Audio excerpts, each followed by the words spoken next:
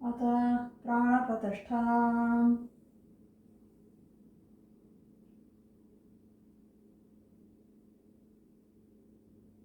ॐ असूनीते पुनरस्मासु चक्षुः पुनः प्राणमिहनो देहि भोगम् जो पश्येम सूर्यमुच्चरन् तमनुमते मृळया स्वस्ति स्वामिन् सर्वजगन्नायके यावत् पूजावसानकं तावत् त्वं प्रीतिभावेन श्रीयन्त्रेऽस्मिन् सन्निधिं कुरु आवाहितेभ्यः।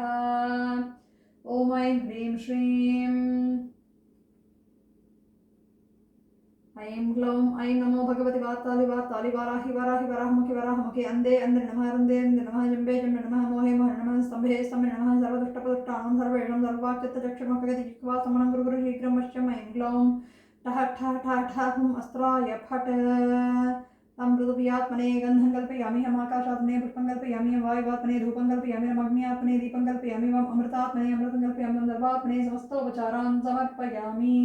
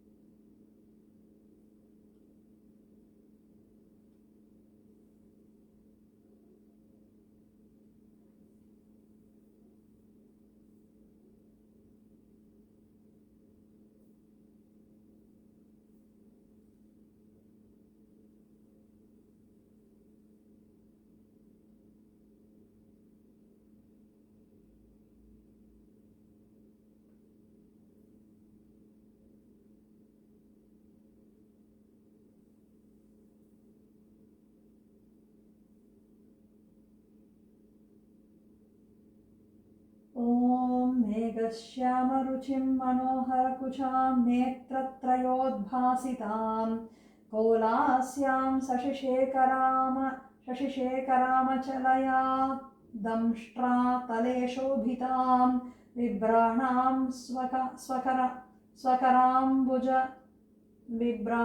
स्वकराम्बुजैर्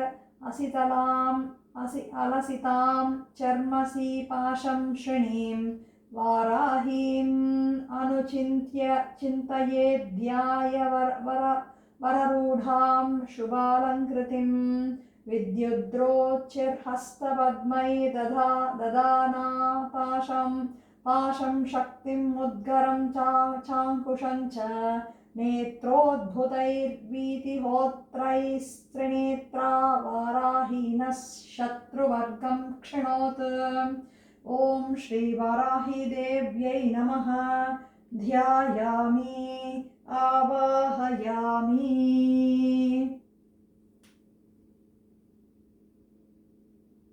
ॐ आवाहिता भव संस्थापिता भव सन्निधापिता भव सन्निरुद्धो भव समकीकृतो भव अवकुण्ठितो भव वन्दनमुद्रां प्रदर्श्य देनमुद्रां प्रदर्श्य योनिमुद्रां प्रदर्श्य हृदयाय नमः शिरसे स्वाहा शिखायै वषट् कवचाय हुं नेत्रत्रयाय वौषट् अस्त्राय पट् भूर्भुवस्वरोम् इति दिग्बन्धः। ॐ श्रीवाराही देव्यै नमः। तं पृथिव्यात्मने गन्धं कल्पयामि हम आकाशात्मने पुष्पं कल्पयामि हम वायुवात्मने धूपं कल्पयामि हम अग्न्यात्मने दीपं कल्पयामि त्वम् अमृतात्मने अमृतं कल्पयामि त्वं सर्वात्मने समस्तोपचारान् समर्पयामि। ॐ हिरण्यवर्णां हरिणीं सुवर्णरजतश्वजां चन्द्रां हिरण्मयीं लक्ष्मीं जातवेदो महावः आगच्छ वरदे देवी दैत्यदर्पणिषूदिनी पूजां गृहाण सुमुखी नमस्ते शङ्करः प्रिये ॐ श्रीवाराहिदेव्यै नमः आवाहयामि। ताम आवहजातवेदो लक्ष्मीमनपगामिनीं यस्यां हिरण्यं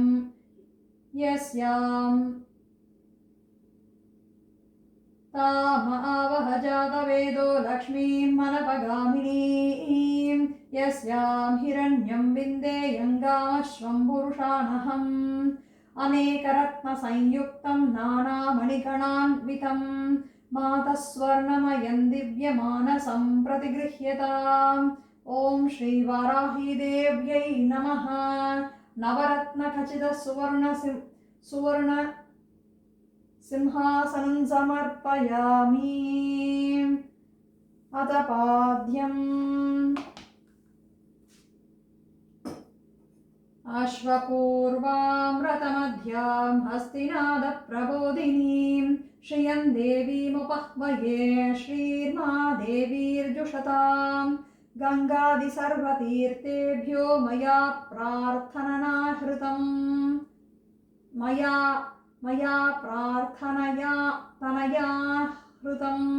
तोयमेतत् सुखं स्पर्शपाद्यर्थं प्रतिगृह्यताम्। ॐ श्रीवाराहिदेव्यै नमः। पादयोः पाद्यं समर्पयामि। कांसोऽस्मितां हिरण्यप्राकारामार्द्रां ज्वलन्तीं दृप्तां तर्पयन्तीं पद्मे स्थितां पद्मवर्णां तामिहोपह्वये श्रियम्।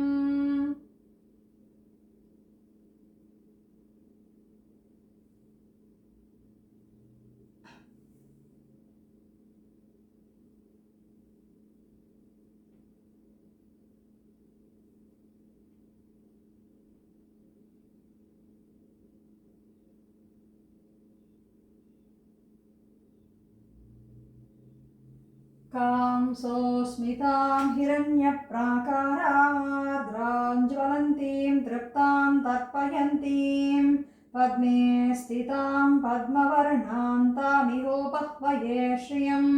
गन्धपुष्पाक्षतैर्युक्तमर्घ्यं सम्पादितं मया गृहाणत्वं महादेवी प्रसन्ना भव सर्वदा।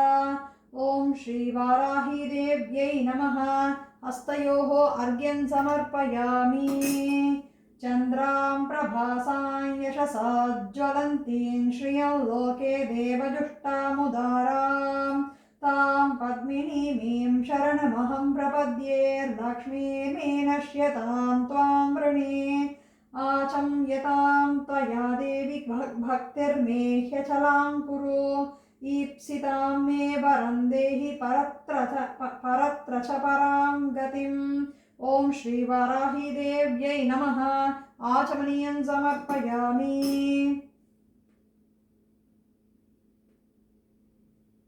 कापिलं दधिकुन्देन्दुधवलं मधुसंयुतं स्वर्णपात्रस्थितं देवि मधुपर्कं गृहानभोः। ॐ श्रीवाराहिदेव्यै नमः। मधुपर्कं समर्पयामि। ॐ श्रीवाराहिदेव्यै नमः।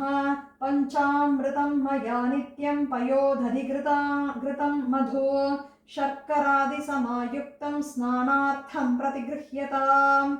ॐ श्रीवाराहिदेव्यै नमः। पञ्चामृतस्नानं समर्पयामि कल्पयामि। ॐ आदित्यवर्णे तपसोऽधिजातो वनस्पतिस्तव वृक्षोत भुवः तस्य फलानि तपसानुदन्तु मायान्तरायाश्च बाह्या अलक्ष्मीः। ॐ जाह्नवीतोयमानीतं शुभं कर्पूरसंयुतं स्नापयामि सुरश्रेष्ठे त्वां पुत्रादिफलप्रदान। ॐ श्रीवाराहिदेव्यै नमः। शुद्धोदकस्नानं समर्पयामि। स्नानानन्तरं शुद्ध आचमनीयं समर्पयामि।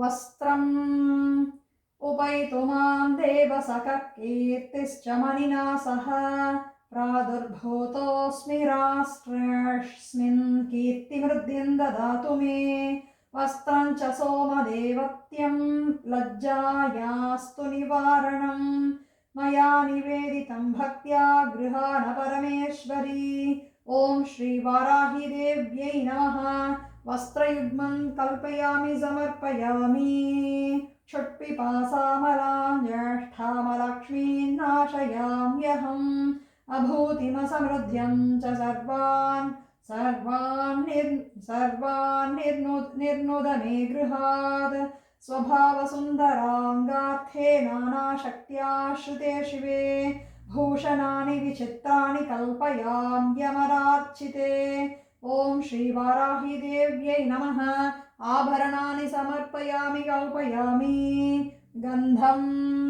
गन्धद्वारान्दुरादर्शान् नित्यभुट्टाङ्करीषिणीम् ईश्वरीगुं सर्वभूतानां तामिहोपह्वये श्रियम् ॐ श्रीवा परमानंद सौभाग्य परिपूर्णा दिगंतरे गृहाण परमं गंधं कृपया परमेश्वरी ॐ श्रीवाराही देव्यै नमः गन्धपुष्पान् समर्पयामि गन्धस्योपरि कुङ्कुमं समर्पयामि कुङ्कुमं कान्तिदं दिव्यं कामिनी कामसम्भवं कुङ्कुमेनार्चिते देवी प्रसीद परमेश्वरी ॐ श्रीवाराही देव्यै नमः कुङ्कुमं समर्पयामि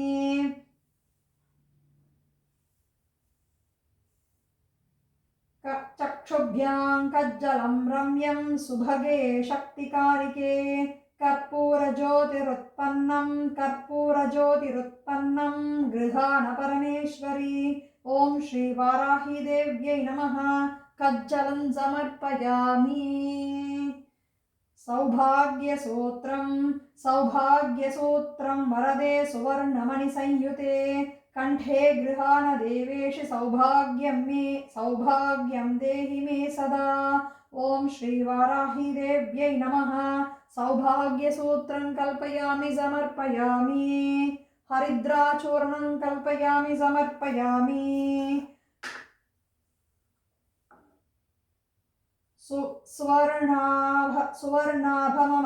सुवर्णाभमलं रम्यं पवित्रं शुभवर्धनं लक्ष्मीकरं च ते देवि हरिद्राचूर्णमर्पये ॐ श्रीवाराही देव्यै नमः हरिद्राचूर्णं समर्पयामि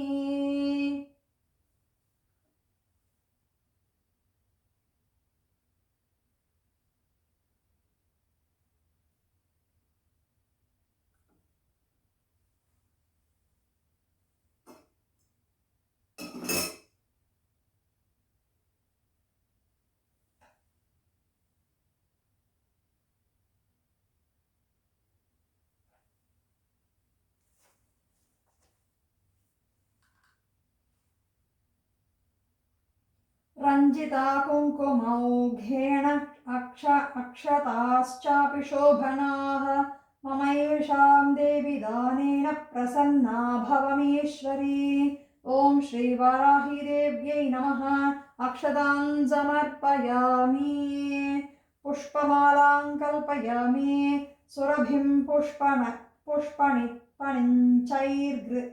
सुरभिं पुष्पणिञ्चैर्ग्रथितं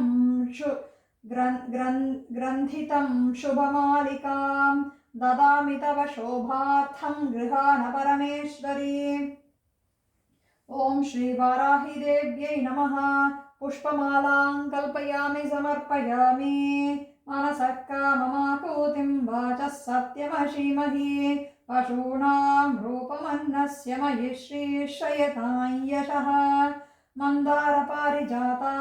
जातादिपाटलीकेतकानि च जातिचम्पकपुष्पाणि गृहाण परमेश्वरी ॐ श्रीवाराही देव्यै नमः पुष्पाणि कल्पयामि समर्पयामि आयने ते परायणे दूर्वारोहन्तु पुष्पिणीः हृदाश्च पुण्डरीकानि समुद्रश्च गृहा इमे पुष्पावतीः प्रसूवतीः फलनीरफला उत अश्वा इव सजत्परीर्वीरुदः पार इष्णवः। अत अंगपूजा। ओम सर्वदेवता पूज्यमान पादश्रियै नमः। पादौ पूजयामि। किरिचक्ररथारूढायै नमः। गुल्फौ पूजयामि। क्रियाशक्तिस्वरूपिण्यै नमः। जानुनी पूजयामि। कर्मप्रेरणरूपायै नमः। कटिं पूजयामि। कर्मफलदात्र्यै नमः। हृदयं पूजयामि। भक्तारीशमन्यै नमः। स्थनौ पूजयामि। हलमुसलद्यायुधधारिण्यै नमः। बाहून् पूजयामि। निग्रहानुग्रहदक्षायै नमः। कण्ठं पूजयामि। कोलास्यायै नमः। मुखं पूजयामि। जगद्वर्तनकारणायै नमः। नासिकां पूजयामि। भक्तानुग्रहशीलिन्यै नमः। नेत्रे पूजयामि। इच्छाशक्तिस्वरूपिण्यै नमः।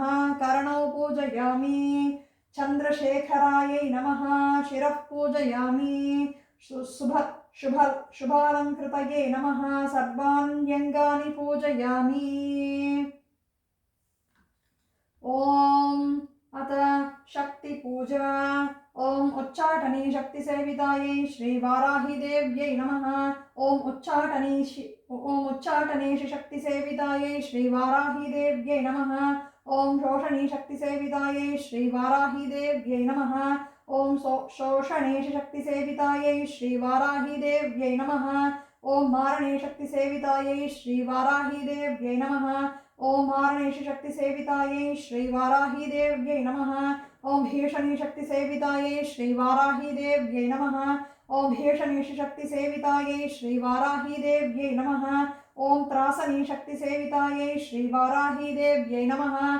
ओम त्रासनेशि शक्ति सेवितायै श्री वाराही देव्यै नमः। ओम कंपनी शक्ति सेवितायै श्री वाराही देव्यै नमः। ओम कंपनेशि शक्ति सेवितायै श्री वाराही देव्यै नमः। ओम आज्ञा विवर्तिनी शक्ति सेवितायै श्री वाराही देव्यै नमः। आज्ञा विवर्तिनी शक्ति सेवितायै श्री वाराही देव्यै नमः। ओम वस्तु जातेश्वरी शक्ति सेवितायै आज्ञा विवर्तिनीशि शक्ति सेवितायै श्री वाराही देव्यै नमः। ओम वस्तु जातेश्वरी शक्ति सेवितायै श्री वाराही देव्यै नमः। ओम सर्वसंपादनेश्वरी शक्ति सेवितायै श्री वाराही देव्यै नमः। ओम षोडश शक्ति सेवितायै श्री वाराही देव्यै नमः। ओम अत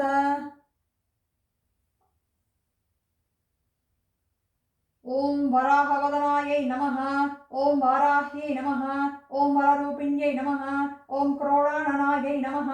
ओम कोलमुख्यै नमः। ओम जगदम्बायै नमः। ओम तारुण्यै नमः। ओम विश्वेश्वर्यै नमः। ओम शङ्खिन्यै नमः। ओम चक्रिण्यै नमः।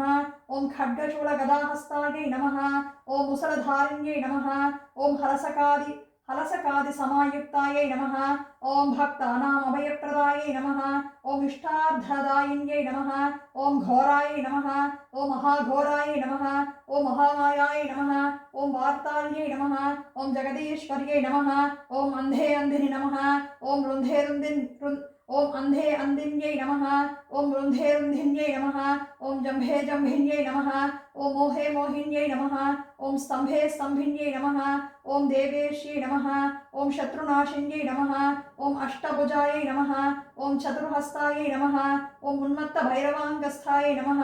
ओम कपिललोचनायै नमः। ओम पंचम्यै नमः। ओम लोकेश्यै नमः। ओम नीलमणिप्रभायै नमः। ओम अंजनाद्रिप्रतीकाशायै नमः। ओम सिंहारूढायै नमः। ओम त्रिलोचनायै नमः। ओम श्यामलायै नमः। ओम परमायै नमः। ओम ईशान्यै नमः। ओम नीलायै नमः। ओम इंदीवरसन्निभायै नमः। ओम घनस्थन समोपयतायै नमः ओम कपिलायै नमः ओम कलात्मिकायै नमः ओम अंबिकायै नमः ओम जगद्धारिण्यै नमः ओम भक्तोपद्रववासिन्यै नमः ओम भक्तोपद्रववासिन्यै नमः ओम सगुणायै नमः ओम निष्कलायै नमः ओम विद्यायै नमः ओम नित्यायै नमः ओम विश्वशंकर्यै नमः ओम महारूपायै नमः ओम महेश्वर्यै नमः ओम महेन्द्रितायै नमः ओम विश्वव्यापिन्यै नमः ओम देव्यै नमः ओम पशूनाम् अभयंकर्यै नमः ओम कालिकायै नमः ओम भयदायै नमः ओम बलिमांस महाप्रियायै नमः ओम जय भैरव्यै नमः ओम कृष्णांगायै नमः ओम परमेश्वर वल्लभाय नमः ओम सुधायै नमः ओम स्तुत्यै नमः ओम सुरेशान्यै नमः ओम ब्रह्मादिवरदायिन्यै नमः ओम स्वरूपिण्यै नमः ओम ब्रह्मादिवरदायिन्यै नमः ओम स्वरूपिण्यै नमः ओम सुराणाम् अभयप्रदाय नमः ओम वराहदेह संभूताय नमः ओम श्रोणिवारालसे नमः ओम क्रोधिन्यै नमः ओम नीलास्याय नमः ओम शुभदाय नमः ओम अशुभवारिण्यै नमः ओम शत्रूणां वाक्स्तम्भनकारिण्यै नमः ओम शत्रूणां गतिस्तम्भनकारिण्यै नमः ओम शत्रूणां मतिस्तम्भनकारिण्यै नमः ओम शत्रूणाम् अक्षितस्तम्भनकारिण्यै नमः ओम शत्रूणां मुखस्तम्भिन्यै नमः ओम शत्रूणां जिह्वास्तम्भिन्यै नमः ओम शत्रूणां निग्रहकारिण्यै नमः ओम शिष्टानुग्रहकारिण्यै नमः ओम सर्वशत्रुक्षयंकर्यै नमः ओम सर्वशत्रुसाधककारिण्यै नमः ओम सर्वशत्रु विद्वेषणकारिण्यै नमः ओम भैरवी प्रियायै नमः ओम मंत्रात्मिकायै नमः ओम यंत्ररूपायै नमः ओम तंत्ररूपिण्यै नमः ओम पीठात्मिकायै नमः ओम देवदेव्यै नमः ओम श्रेयस्कर्यै नमः ओम चिन्तितार्थप्रदायिन्यै नमः ओम भक्तालक्ष्मी निवासिन्यै नमः ओम संपत्प्रदायै नमः ओम सौख्यकारिण्यै नमः ओम बाहुवाराह्यै नमः ओम स्वप्नवाराह्यै नमः ओम भगवत्यै नमः ओम ईश्वर्यै नमः ओम सर्वाराध्यायै नमः ओम सर्वमयाय नमः ओम सर्वलोकात्मिकायै नमः ओम महिषासननायै नमः ओम बृहद्वाराह्यै नमः ऐं ग्लौं पंचम्यै नमः ऐं ग्लौं दण्डनाथायै नमः ऐं ग्लौं संकेतायै नमः ऐं ग्लौं समयेश्वर्यै नमः ऐं ग्लौं समयसंकेतायै नमः ऐं ग्लौं वाराह्यै नमः ऐं ग्लौं पौत्रिण्यै नमः ऐं ग्लौं शिवायै नमः ऐं ग्लौं वार्ताल्यै नमः ऐं ग्लौं महासेनायै नमः ऐं ग्लौं आज्ञाचक्रेश्वर्यै नमः ऐं ग्लौं अरिज्ञै नमः ऐं क्लीं सौः संगीतयोगिन्यै नमः ऐं क्लीं सौः श्यामायै नमः ऐं क्लीं सौः श्यामलाय नमः ऐं क्लीं सौः मन्त्रनायिकाय नमः ऐं क्लीं सौः मन्त्रिण्यै नमः ऐं क्लीं सौः सचिवेशान्यै नमः ऐं क्लीं सौः प्रधानेश्यै नमः ऐं क्लीं सौः शुकप्रियाय नमः ऐं क्लीं सौः वीणावत्यै नमः ऐं क्लीं सौः वैनिक्यै नमः ऐं क्लीं सौः मुद्रिण्यै नमः ऐं क्लीं सौः प्रियकप्रियाय नमः ऐं क्लीं सौः नीकप्रियाय नमः ऐं क्लीं सौः कदम्बेश्यै नमः ऐं क्लीं सौः कदम्बवनवासिन्यै नमः ऐं क्लीं सौः सदामदायै नमः ओम ऐं क्लीं श्रीं सिंहासनेश्यै नमः ओम ऐं क्लीं श्रीं ललितायै नमः ओम ऐं क्लीं श्रीं महाराज्ञै नमः ओम ऐं क्लीं श्रीं वराङ्कुशाय नमः ओम ऐं क्लीं श्रीं चापिन्यै नमः ओम ऐं क्लीं श्रीं त्रिपुरायै नमः ओम ऐं क्लीं श्रीं महात्रिपुरसुन्दर्यै नमः ओम ऐं क्लीं श्रीं सुन्दरीचक्रनाथाय नमः ओम ऐं क्लीं श्रीं सम्राज्ञै नमः ओम ऐं क्लीं श्रीं चक्रिण्यै नमः ओम ऐं क्लीं श्रीं चक्रेश्वर्यै नमः ओम ऐं क्लीं श्रीं महादेव्यै नमः ओम ऐं क्लीं श्रीं कामेश्यै नमः ओम ऐं क्लीं श्रीं परमेश्वर्यै नमः ओम ऐं क्लीं श्रीं कामराजप्रियायै नमः ओम ऐं क्लीं श्रीं कामकोटिकायै नमः ओम ऐं क्लीं श्रीं चक्रवर्तिन्यै नमः ओम ऐं क्लीं श्रीं महाविद्यायै नमः ओम ऐं क्लीं श्रीं शिवाय नमः ओम ऐं क्लीं श्रीं अनङ्गवल्लभाय नमः ओम ऐं क्लीं श्रीं सर्वपाटलाय नमः ओम ऐं क्लीं श्रीं कुलनाथाय नमः ओम ऐं क्लीं श्रीं आम्नायनाथाय नमः ओम ऐं क्लीं श्रीं सर्वाम्नायनिवासिन्यै नमः ओम ऐं क्लीं श्रीं शृङ्गारनायिकायै नमः ओम ऐं क्लीं श्रीं अथ धूपम्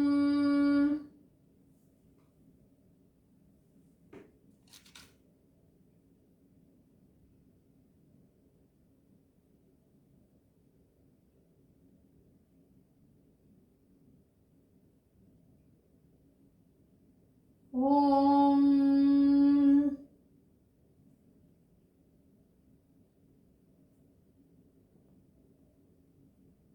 कर्दमेन प्रजाभूता मयि सम्भव कर्दमा श्रियं वासय मे कुले मातरं पद्ममालिनीं दशाङ्गगुग्गुलं धूपं चन्दनागरुसंयुतं समर्पितं मया भक्त्या महादेवी प्रगृह्यताम्। ॐ श्रीमहावाराहिदेव्यै नमः। धूपमाग्रापयामि सर्वस्याप्यै सर्वस्य जित्यै सर्वमेव तेनाप्नोति सर्वं जयति। ॐ श्रीवाराहिदेव्यै नमः। धूपमाग्रापयामि धूपानन्तरम् आचमनीयं समर्पयामि। ॐ श्रीवाराहिदेव्यै नमः। धूपमाग्रापयामि आचमनीयं समर्पयामि। अथ दीपं स्वप्रकाशमः। ॐ आपश्रजन्तु स्निग्धानि चिक्लीतवसमे गृहे निच देवीं मातरं श्रियं वासय मे कुले घृतवत्ति समायुक्तं महातेजमहोज्ज्वलं दीपं दास्यामि देवेशि सुप्रीता भव सर्वदा। ॐ बहुग्वै बह्वश्वायै बह्वजाभिकायै बहुव्रीह्यवायै बहुमाशतिकायै बहुहिरण्यायै बहुहस्तिकायै बहुदातपूरुषायै रैमत्यै पुष्टिमत्यै बहुरायस्पोषायै राजास्तु। ॐ ऐं ह्रीं श्रीं श्रीवाराहिदेव्यै नमः। दीपं सन्दर्शयामि रक्षां धारयामि आचमनीयं समर्पयामि नमस्करोमि। अथ नैवेद्यम्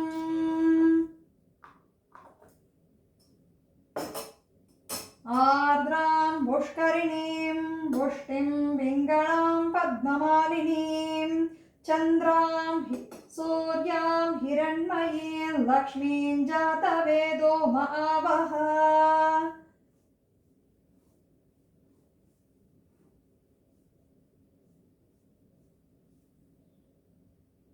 अन्नं चतुर्विधं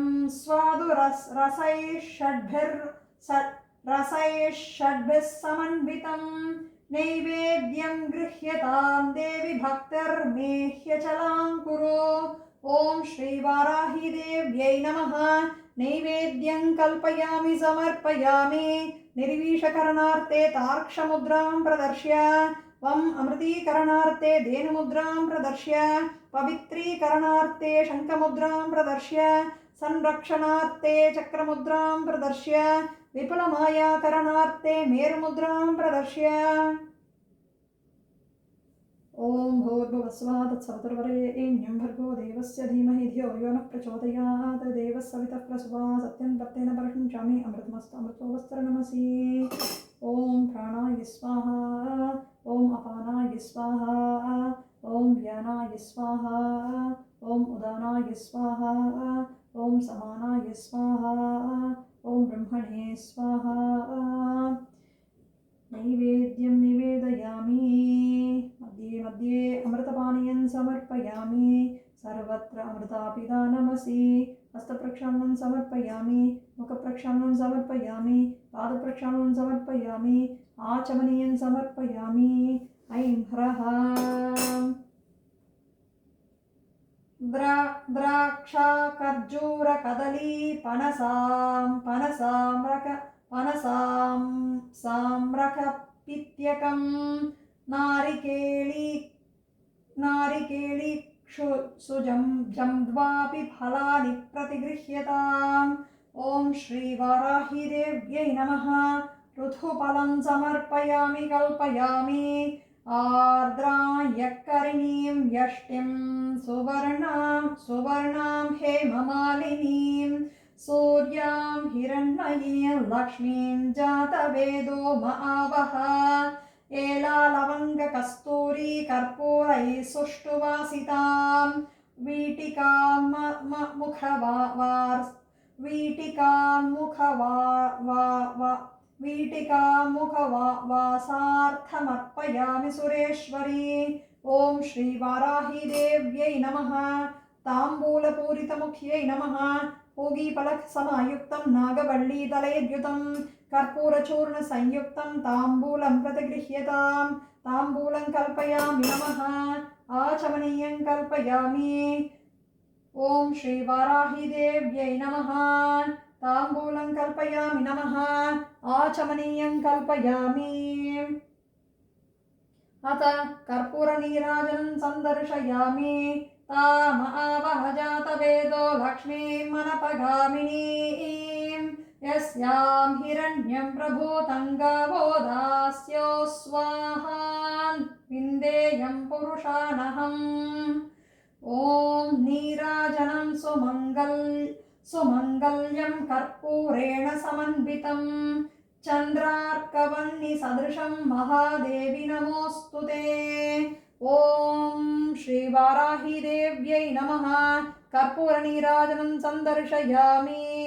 ॐ राजाधिराजाय प्रसह्य साहिने नमो वयं वैष्णवनाय कुर्महे तमे कामान् कामकालाय मह्यं कामेश्वरो वैश्रवणो ददातु कुबेराय वैश्रवणाय महाराजाय नमः।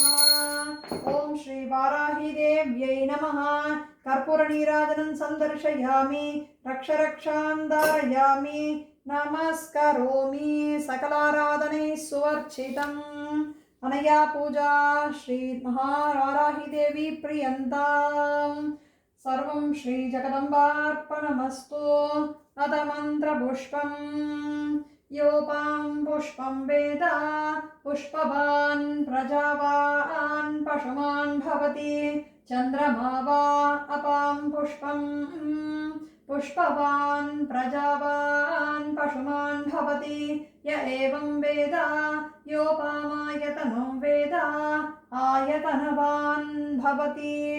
ऐं ॐ ऐं ग्लौं ऐं नमो भगवते वार्तालि वार्तालि वाराहि वाराहि वराहमुखि वराहमुखि अन्धे ऐं ग्लौं ऐं अन्धे अन्ध्रे नमः रुन्दे रुन्द्रे नमः जम्बे जम्बे नमः मोहे मोहे नमः स्तम्भे स्तम्भे नमः ऐं ग्लौं ऐं सर्वदुष्टप्रदुष्टानां सर्वेषां सर्ववाक्चित्तचक्षुमुखगतिजिह्वा स्तम्भनं गुरु गुरु शीघ्रं वश्यं गुरु गुरु ऐं ग्लौं ऐं टः टः टः हुं फट् स्वाहा।